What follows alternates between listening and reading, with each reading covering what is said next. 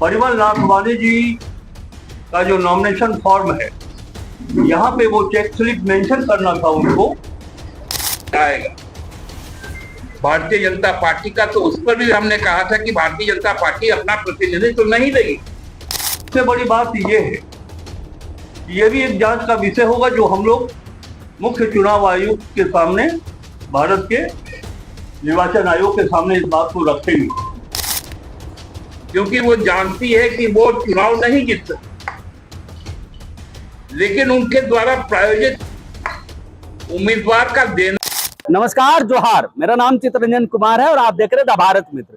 देखिए, झारखंड कांग्रेस मुख्यालय में जो है संयुक्त प्रेस कॉन्फ्रेंस किया गया। इस संयुक्त प्रेस कॉन्फ्रेंस में जेएमएम और माले के नेता शामिल हुए। वहीं इस प्रेस कॉन्फ्रेंस की मुख्य जो बात रही वो इस बात पर रही कि जो चुनाव आयोग के द्वारा जो आज कुछ किया गया, इसके खिलाफ, इसके विरोध में यह प्रेस कॉन्फ्रेंस किया गया। साथ ही साथ कांग्रेस और जेएमएम ने संयुक्त रूप से कहा कि जो चुनाव आयोग जो रवैया अपनाए हुए, इससे लोकतंत्र की हत्या बार बार की जा रही है और बीजेपी जो है, जो बहुमत से कोसों दूर है, और चुनाव आयोग के द्वारा बहुमत पाना जाती। और इसी को लेकर कांग्रेस मुख्यालय में संयुक्त रूप से प्रेस कॉन्फ्रेंस की गई। आप भी सुनिए कि विधायकों की संयुक्त रूप से जो प्रेस कॉन्फ्रेंस हुई उसमें क्या कुछ नेताओं ने कहा है। भी बहुत चुनाव लड़ चुके हैं, 13-14 चुनाव तो मैं अपने जीवन में लड़ चुका हूँ। जब हम नामांकन देते हैं तो कौन सा पेपर हमने सबमिट किया है, इसका चेक स्लिप दिया जाता है। मैं चुनाव आयोग के रिटर्निंग ऑफिसर से जानना चाहता हूं कि यह फॉर्म 26 परिमल नाथवानी जी का जो नॉमिनेशन फॉर्म है, यहाँ पे वो चेक स्लिप मेंशन करना था उनको कि कौन सा पत्र, कौन सा दस्तावेज इसमें कमी है, कौन सा स्तंभ, कॉलम छूटा हुआ है, ये चेक स्लिप उनको देना था। और जहां तक मेरी जानकारी है, नाथवानी जी के नामांकन पत्र में समीक्षा के क्रम में ये कॉलम आरओ ने खाली रखा, कोई चेक स्लिप उन्होंने इशू नहीं किया। ये बात हम जब भारत के चुनाव आयोग से कांग्रेस पार्टी के लीडरान मिलेंगे तो ये प्रमुख बिंदु होगा कि वो आरओ से ये जांच करे कि ये फॉर्म 26 का ये कॉलम उन्होंने क्यों खाली रखा। दूसरी बात कि मुझे तो ऐसा लगता है कि यहाँ पे दो निर्वाचन आयोग चल रहा है, एक भारत का निर्वाचन आयोग और दूसरा निर्दलीय प्रत्याशी जिसका समर्थन भारतीय जनता पार्टी के द्वारा दिया गया है, उनका निर्वाचन आयोग। वो बात मैं इसलिए कह रहा हूं, बहुत संजीदगी और गंभीरता से मैं ये बात कह रहा हूं कि चुनाव आयोग के द्वारा निर्धारित फॉर्मेट की मान्यता होगी या नाथवानी जी अपने स्तर से कोई फॉर्मेट तैयार कर लेंगे। चुनाव आयोग का जो फॉर्मेट है वो बहुत ही क्लियर है। पति पत्नी, डिपेंडेंट 1, डिपेंडेंट 2, डिपेंडेंट 3, ये फॉर्मेट को हम ऐसा नहीं कर सकते कि 3 डिपेंडेंट का कॉलम हम हटा करके और मात्र 2 डिपेंडेंट का फॉर्मेट हम तैयार करके सबमिट कर दे। ये एक तरह से छुपाने वाली बात। मैं तो समझता हूं कि यह राजनीतिक अपराध, मैं इसको मानता हूं। ये नहीं हो सकता है। फॉर्मेट जो है उस फॉर्मेट में रहेगा, आपको फॉर्म फिलअप करना है। अगर डिपेंडेंट आपका कोई स्पाउस नहीं है, बेटा बेटी नहीं है, तो वहां आप नॉट एप्लीकेबल लिखिए। उनको आपको मेंशन करना है कि ये यहाँ पर एप्लीकेबल नहीं है, वो हमारे ऊपर डिपेंडेंट नहीं है, न कि आप पूरे फॉर्मेट से, ये भारत के निर्वाचन आयोग के द्वारा जो फॉर्मेट तैयार किया गया है उस फॉर्मेट को ही आप गायब कर दो। ये नहीं हो सकता, होना भी नहीं चाहिए। तभी मैंने कहा कि जब मैं कोई बात बोलता हूं तो बहुत ही संजीदगी और गंभीरता से बोलता हूं। और एक बात मैं यहां यह भी कहना चाहूंगा कि नाथवानी का चुनाव नामांकन पत्र रद्द हो जाए, इस भरोसे से इंडिया गठबंधन बैजनाथ राम जी को और प्रणव झा जी को चुनाव में नहीं उतार। कि भाई इस उम्मीद के साथ कि उनका नामांकन रद्द हो जाएगा तो हमारी जीत सुनिश्चित हो जाएगी। उनका नामांकन रद्द हो, वैध हो या अवैध हो, जीत तो इंडिया गठबंधन के दोनों प्रत्याशी की सुनिश्चित है। लेकिन एक बात है कि जहां इतना बड़ा ब्लंडर निर्वाचन आयोग के आरोप के द्वारा हो रहा, आप क्या उनको बता सकते हैं? हम अगर कोई नॉमिनेशन फाइल करते हैं, मैं शेड्यूल कास्ट से आता हूं, अगर हमने शेड्यूल कास्ट का प्रमाण पत्र नहीं लगाया, कास्ट सर्टिफिकेट नहीं दिया, तो ये रिटर्निंग ऑफिसर की जिम्मेवारी है कि आपने ये नहीं लगाया, इसको लगा दीजिए। अगर हम नामांकन पत्र खरीदते हैं और 10,000 रुपये का जो राशि जमा करते हैं, उसका जो रिसिप्ट होता है वो भी लगाना होता है। अगर ना लगाइए आप तो नॉमिनेशन रद्द हो जाएगा। अगर हमने नहीं लगाया तो उस दस्तावेज के बारे में आप पॉइंट आउट करिए अभ्यर्थी को कि ये नहीं लगाया, इसको लगा, ना कि एफिडेविट में जो स्तंभ भरा है। जैसा कि हमारे माननीय सुप्रीयो ने कहा कि ऐसा नहीं है, हम सर्टिफिकेट देते हैं कि जो मैंने भरा है अपने जानकारी के अनुसार बिल्कुल सत्य लिखा है। आप उस फॉर्मेट को बदल दे रहे हैं साहब। और सबसे बड़ी बात यह है कि यह भी एक जांच का विषय होगा जो हम लोग मुख्य चुनाव आयुक्त के सामने, भारत के निर्वाचन आयोग के सामने इस बात को रखेंगे। जैसा कि ये बात सामने आ रही है कि एक सप्लीमेंट्री नॉमिनेशन फॉर्म फिलअप किया गया। मुझको लगता है कि ऐसा तो नहीं हुआ होगा, हो भी सकता है, जांच का विषय है। लेकिन जो उसमें आपके ऊपर केसेस है कि नहीं, एफिडेविट करके देना है, आपके ऊपर, आपके पास क्या एसेट है वो आपको देना है एफिडेविट करके। ऐसा हम देखेंगे कि जो मूल नामांकन पत्र में ये शामिल हुआ था, इसमें अगर कोई बदलाव हुआ हो, कोई दूसरा नामांकन पत्र, इसलिए कि हम लोगों के पास वो भी नामांकन पत्र की वो पर्ची हमारे पास उपलब्ध है जो इन्होंने लगाया है। अब अगर उसके बाद परिवर्तन होता है तो ये अधिकार आरओ के पास नहीं। ऐसे परिस्थिति में उनका नामांकन रद्द होना ही चाहिए। और हमारे प्रदेश अध्यक्ष जी ने बिल्कुल सही कहा, गुजरात में एक पेटकॉक कंपनी है, उसके वो डायरेक्टर है, ये ऐसा सुना जा रहा है। इसकी जानकारी उन्होंने अपने नामांकन पत्र के माध्यम से नहीं दिया। हो सकता है कि वो नॉन प्रॉफिट का कोई पोस्ट हो, लेकिन चुनाव आयोग और देश की जनता यही जानना चाहेगी कि अगर आप डायरेक्टर हैं तो क्या कोई वित्तीय लाभ भी आप प्राप्त कर रहे हैं कि नहीं कर रहे। जिस प्रकार हर राज्य के विधानसभा के चुनाव में, लोकसभा के चुनाव में और अब तो राज्यसभा के चुनाव में उनकी जो भूमिका बनते जा रही, वो इलेक्शन कमीशन ऑफ इंडिया अब नहीं रहेगी, वो election change for India. Election commission of India जो चुनाव करवाती थी,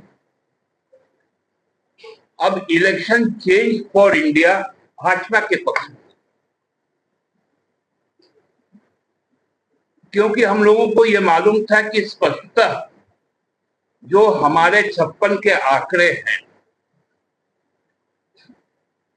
यदि 2 कैंडिडेट का नामांकन होगा तो निर्विरोध चुनाव होगा, और एक एप्रीहेंशन यदि तीसरा कोई आएगा भारतीय जनता पार्टी का, तो उस पर भी हमने कहा था कि भारतीय जनता पार्टी अपना प्रतिनिधित्व नहीं देगी, क्योंकि वो जानती है कि वो चुनाव नहीं जीत सकती। लेकिन उनके द्वारा प्रायोजित उम्मीदवार का देना सुनिश्चित था। वैसे स्थिति में यदि उस समय भी हम लोगों ने कहा था कि यदि तीसरा कैंडिडेट भी होगा तो जो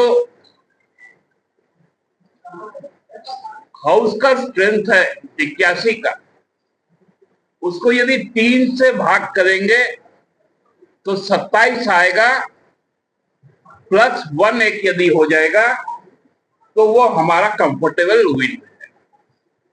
और इस तरह से दोनों सीटों पर हम चुनाव जीतने का जीत का दर्ज करेंगे। परिस्थितियां आज भी हम इंटैक्ट, कांग्रेस के 16 विधायकों के साथ, राजद के 4 विधायकों के साथ, भाकपा माले लिबरेशन के 2 विधायकों के साथ, हमारे 34 विधायक एकजुट। आज भी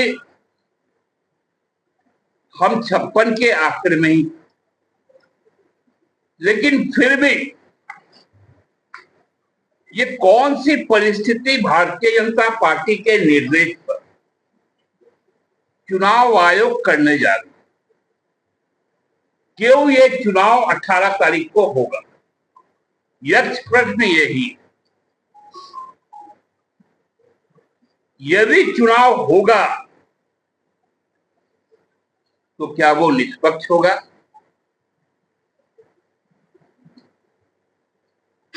एक अगर उम्मीदवार भाजपा का नहीं मिला, यहां पर राष्ट्रीय अध्यक्ष 2 दिन तक रहे, उस वक्त उनके प्रदेश अध्यक्ष और नेता प्रतिपक्ष दोनों ने आधिकारिक बयान दिया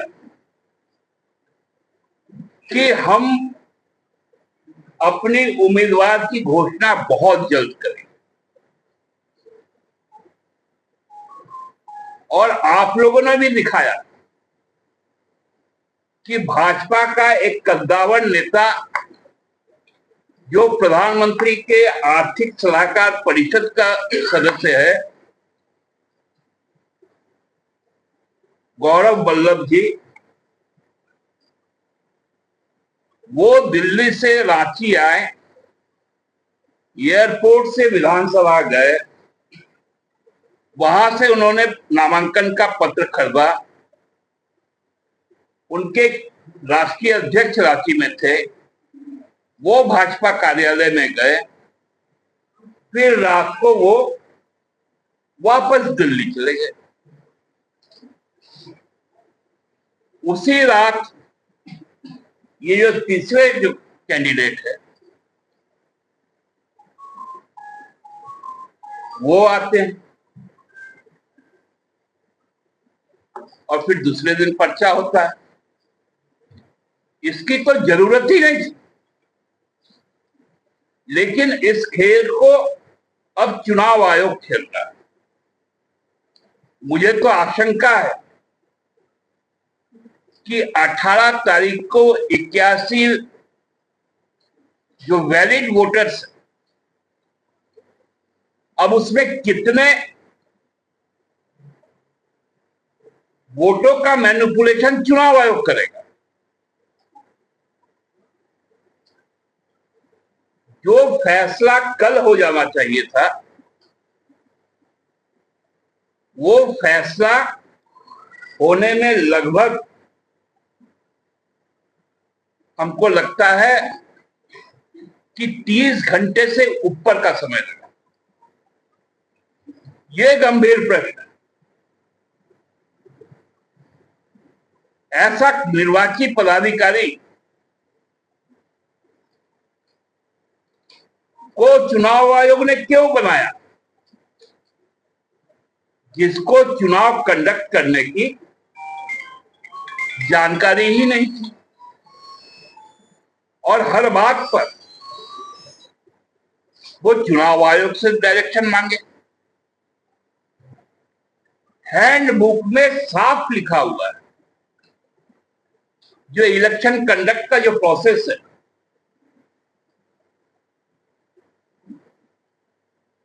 कि आपको चुनाव का जब परिपत्र आप जब जमा करते हैं तो साथ में आपको एक चेकलिस्ट कैंडिडेट को दे देना है, जिसमें आपको जो जो रिक्वायर्ड डॉक्यूमेंट्स है वो आपको उपलब्ध करवाना है और उसके लिए समय सीमा निश्चित हो जाती है। लेकिन यहाँ खेल दूसरा हुआ। आज की प्रेस वार्ता में उपस्थित हमारे सम्मानित प्रिंट मीडिया और इलेक्ट्रॉनिक मीडिया के साथियों, अभी राज्यसभा का चुनाव जारी है। आप सब अवगत हैं कि कल हमारे दोनों प्रत्याशी, जेएमएम के प्रत्याशी और कांग्रेस के प्रत्याशी का नामांकन वैध हुआ और जो परिमल नाथवानी जी थे उनके नामांकन पत्र में कुछ त्रुटियां पाई गई, जिससे हमारे माननीय विधायक जो कांग्रेस प्रत्याशी पन्ना झा के प्रस्तावक भी हैं नमन विकसल कोंगाड़ी जी, उन्होंने उनके नामांकन के कुछ त्रुटियों को लिखित रूप से पेश किया था, आपत्ति दर्ज की थी और उन्हें मौका दिया गया 3 बजे 4 बजे करीब कि अगले दिन इसकी 11 बजे सुनवाई होगी या लास्ट डेट रखा गया 11 बजे तक। आज एक और मध्य प्रदेश में हमारे मीनाक्षी नटराजन जो उम्मीदवार थे, उनको 15 मिनट में जब त्रुटि पाई गई तो उन्हें रद्द किया गया और यहाँ पर वो हमारे द्वारा जो आपत्ति की गई, हमारे माननीय विधायक प्रस्तावक जो थे नमन विकसल कोंगाड़ी द्वारा, उससे 24 घंटा का समय दिया गया। उसमें कई त्रुटियां थी जिसका उन्होंने अपने आपत्ति पत्र में जिक्र किया है कि वे जो एक गुजरात की एक पेट कंपनी है, petro product supply private limited, उसके डायरेक्टर हैं। उसके साथ साथ वहां जो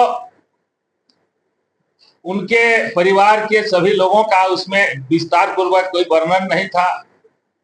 उनके और सारे जो आपराधिक मामले थे उसका जिक्र नहीं था।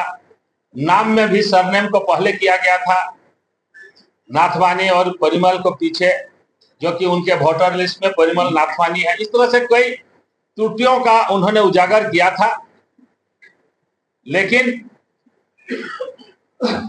आज जैसा सुनने में आया कि उन्हें अलग से फिर पेपर दाखिल करने का मौका दिया गया, जो चुनाव आयोग के उनके नियम के विपरीत है। तो आज उसी परिप्रेक्ष्य में हम लोग आप लोगों के बीच ये प्रेस वार्ता आयोजित किए हैं। मैं हमारे झारखंड मुक्ति मोर्चा के माननीय श्री सुप्रिया दास से अनुरोध करता हूं कि अपना विचार दें।